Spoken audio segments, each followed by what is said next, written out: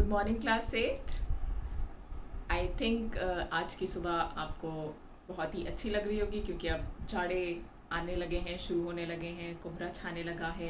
There is fog outside when you wake up in the morning and you are missing your school. Maybe हो सकता है कि आपके school इस साल खुले, हो सकता है आपके स्कूल इस साल नहीं खुले, पर जैसा भी रहेगा हम इसी तरह से अपनी ऑनलाइन क्लास कंटिन्यू रखेंगे और आपको इसी तरह से सारे चैप्टर्स और उनके ऊपर वीडियोस और उनके पीडीएफ्स सब कुछ आपको प्रोवाइड होते रहेंगे।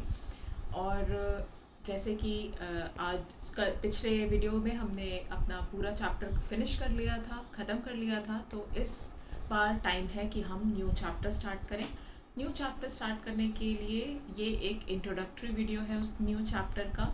और ये जो चैप्टर हम पढ़ने वाले हैं ये बहुत इंटरेस्टिंग चैप्टर है। हिंदी और इंग्लिश मीडियम दोनों ही में ये बहुत ही इंटरेस्टिंग चैप्टर है क्योंकि आपको इसमें बहुत सी नई चीज़ों के बारे में पता चलेगा। एंड आई एम श्योर कि आप लोग जो है इसको पढ़ने में बहुत ज़्यादा इंटरेस्ट लेने वाले हैं। तो आइए हम देखते हैं कि पहले ये देखते हैं कि इस चैप्टर का नाम क्या है, what is the name of the chapter.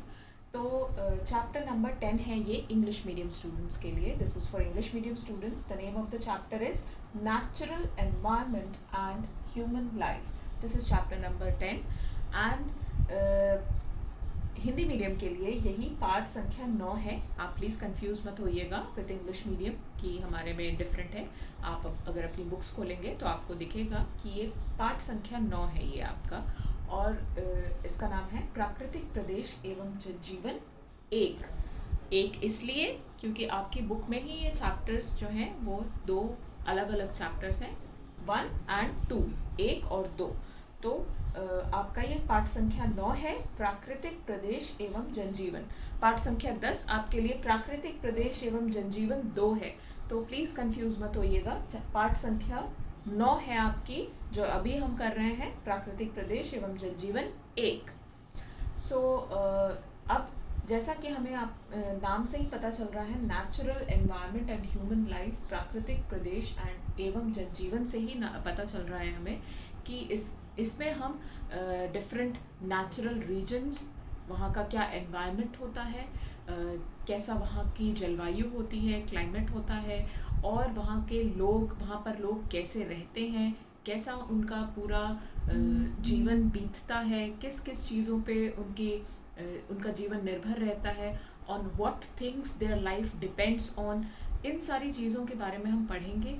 Most importantly हम इस चैप्टर में जो पढ़ेंगे वो है नेचुरल रीजन्स के बारे में, यानी कि प्राकृतिक प्रदेश के बारे में। थोड़ा सा मैं सिर्फ नाम आपको बताती हूँ एग्जाम्पल के तौर पे कि कौन कौन से टाइप ऑफ क्लाइमेट होंगे। जैसे कि आपका टाइगा है, टुंड्रा, सवाना, प्रेरीज, ये हिंदी में भी वही नाम है, इंग्लिश में भी वही नाम है, और भी कई सारे नाम हैं। लेकिन हम अभी सिर्फ एक एग्जाम्पल के तौर पे आपको ये चीज़ बता रहे हैं कि कौन कौन से आपको इसमें नेचुरल रीजन्स या प्राकृतिक प्रदेशों के बारे में हमें पढ़ना है। इसमें फिर जब हम किसी भी एक प्राकृतिक प्रदेश को उठाएंगे या नेचुरल रीजन को उठाएंगे, उसमें हमें उसके वहाँ के क्लाइमेट, कैसे वहाँ का क्लाइमेट है, कैसे वहाँ की जलवायु है, कैसे वहाँ की जलवायु वैसी है, क्यों है वहाँ की जलवायु वैसी। अगर टाइगा या टुंड्रा में किसी प्रकार की का क्लाइमेट है तो क्यों है वहाँ पे उस प्रकार का क्लाइमेट। जैसे इंडिया में मॉनसून के तरीके का क्लाइमेट क्यों है, क्यों यहाँ पे मॉनसून टाइप ऑफ क्लाइमेट कहा जाता है, तो उसके बारे में जैसे कुछ फैक्टर्स होते हैं, कुछ कारक होते हैं, उसी तरीके से इन प्राकृतिक प्रदेशों के से भी रिलेटेड कुछ कारक होते हैं कि कुछ फैक्टर्स होते हैं कि why they are such type of climate, why there is such type of climate in those regions. अब जहाँ का जिस तरह का क्लाइमेट होगा वहाँ पर उस तरह की ही लाइफ होगी, चाहे वो ह्यूमन लाइफ हो, चाहे वो एनिमल लाइफ हो, चाहे वो प्लांट लाइफ हो। फॉर एग्जाम्पल डेजर्ट में आपको थॉर्नी बुशेस मिलेंगी और कैक्टसेस मिलेंगे, और वहाँ पे बहुत कम लोग रहते हैं, बहुत ज़्यादा घनी आबादी नहीं है डेजर्ट में या रेगिस्तान के एरिया में। और वहाँ पे उसी तरह के आपको जानवर भी मिलेंगे, जो एनिमल्स हैं वो भी they are adapted to that type of climate. वो अगर जैसे कैमल है, कैमल रेगिस्तान में बहुत अच्छे से चल फिर सकता है, लेकिन वहीं पर अगर वहाँ पे हम घोड़ा दौड़ाएंगे तो घोड़ा नहीं अच्छे से दौड़ेगा।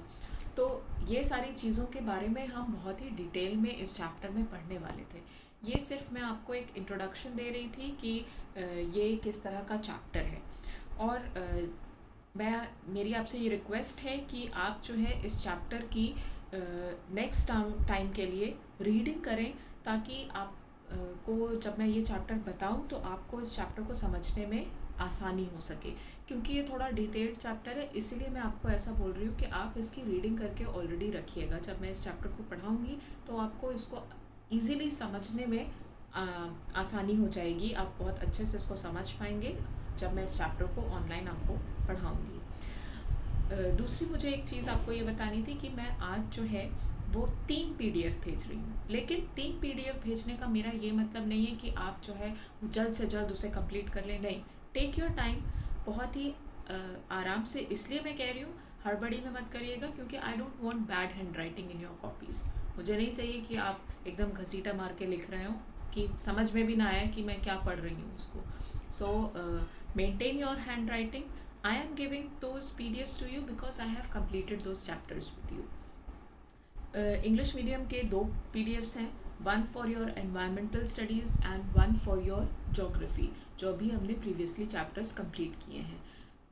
एक बात और, when you are writing the questions and answers, make sure that you are writing the name of the chapter properly, mentioning the date and mentioning whether it is geography or whether it is environmental studies. ये आप mention नहीं करते हैं, मुझे वहाँ पे mention करना पड़ता है when I check your copies.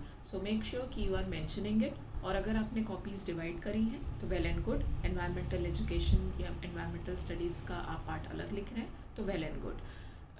Hindi medium के लिए एक ही PDF है, वो आपका प्रीवियस चैप्टर का है। एनवायरमेंटल स्टडीज़ आपके कोर्स में नहीं है तो आपके लिए वो PDF नहीं है। एंड जो भी आप PDF में कर रहे हैं तो उसे फेयर कॉपी में आपको करना है। जितना भी क्वेश्चन एंड आंसर्स हैं वो आपको फेयर कॉपी में करने हैं, और जितनी एक्सरसाइजेस हैं वो आपको अपनी बुक में मार्क करनी है।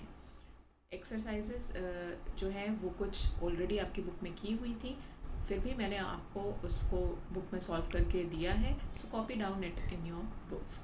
So this is it for this today's video. I hope आपको ये छोटा introductory video and seeing me after such a long time आपको अच्छा लगा होगा।